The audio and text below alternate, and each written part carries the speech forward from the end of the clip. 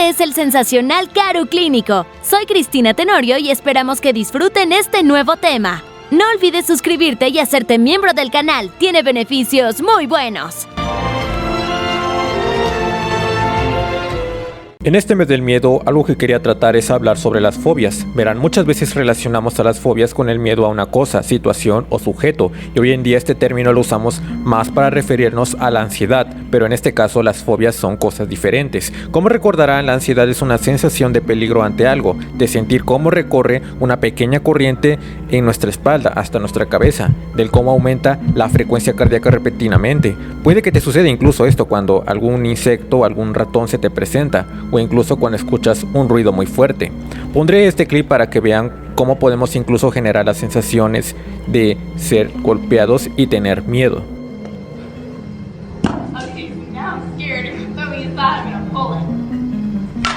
Todo esto tiene sentido de que nos alejemos de animales que nos puedan morder, de evitar que otra persona nos quiera golpear, pero ¿cuál es la explicación del por qué sucede este miedo?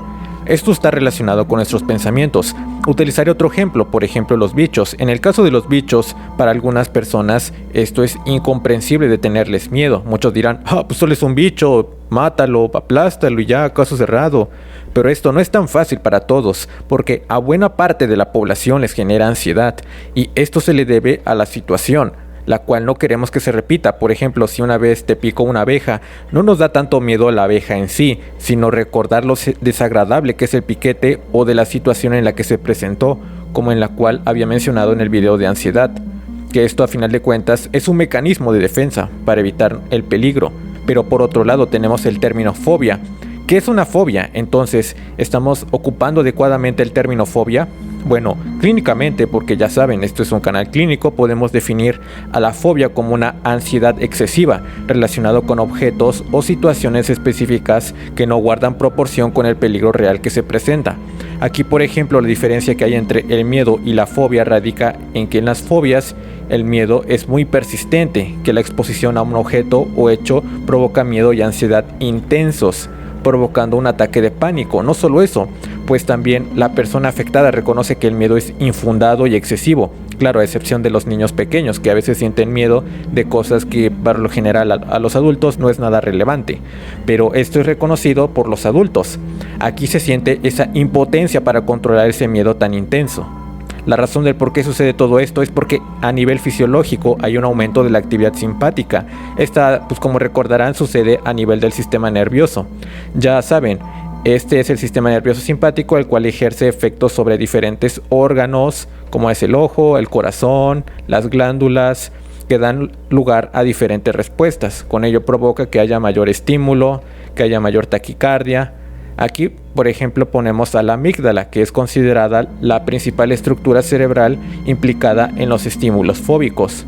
Una vez ya entendido esto, debemos entender que hay muchos tipos de fobia a algo específico. Por ejemplo, las personas que tienen fobia a la sangre, que es hematofobia, agujas, tripanofobia, espacios cerrados, claustrofobia y altura, acrofobia. Estas por lo general son las fobias más comunes, y esto es debido a que este estímulo puede llegar incluso a desmayar a personas. Bueno, una vez entendiendo esto, hablemos del diagnóstico. En primer lugar, como toda persona, tenemos que saber que debemos detectar en base a signos y síntomas del paciente, en base a su historia clínica. Si en la entrevista detectamos que su fobia es por una causa específica, entonces llamaremos que es una fobia específica. Aquí principalmente su diagnóstico es clínico y se basa en los criterios del DSM-5. Entonces aquí podremos observar los criterios, como que son estos los criterios del DSM-5 para fobia, los cuales ya habíamos mencionado, pero además agregar en este punto que esta ansiedad de evitación causa un malestar clínicamente significativo. Por otro lado, aquí observamos una fobia social, en la cual nuevamente encontramos que están presentes síntomas de ansiedad, por ejemplo, más enfocado en el pensamiento de una persona que es valorada negativamente por alguien. Por lo general, las personas con una fobia social experimentan miedo o ansiedad intenso sobre la humillación, sobre la vergüenza y el rechazo por sus síntomas de ansiedad, o cualquier situación social. Es decir, quizás no realizó correctamente una tarea y ya es juzgado, quizás no se peinó adecuadamente bien y sus amigos lo ven y piensan que este ya es juzgado. Esto por supuesto sería una fobia social. por lo que es muy importante que ahora mencionemos el tratamiento.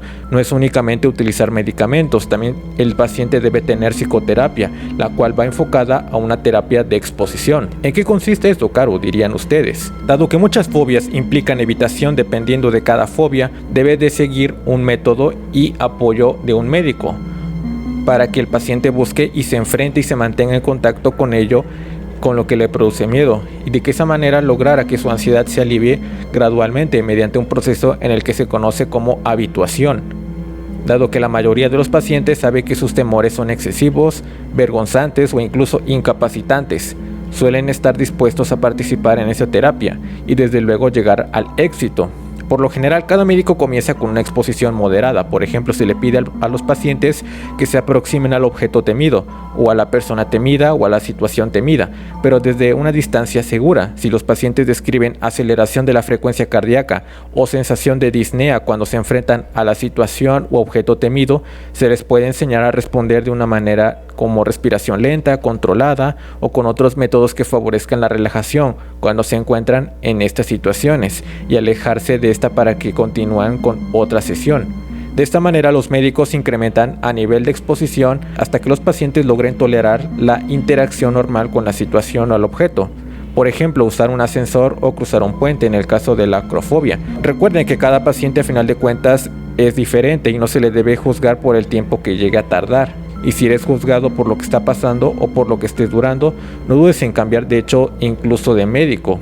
Siempre ten en cuenta que la exposición puede aumentar rápidamente de acuerdo a la tolerancia de los pacientes. A veces solo necesitas unas pocas sesiones y en otras personas necesitas de hecho bastantes sesiones.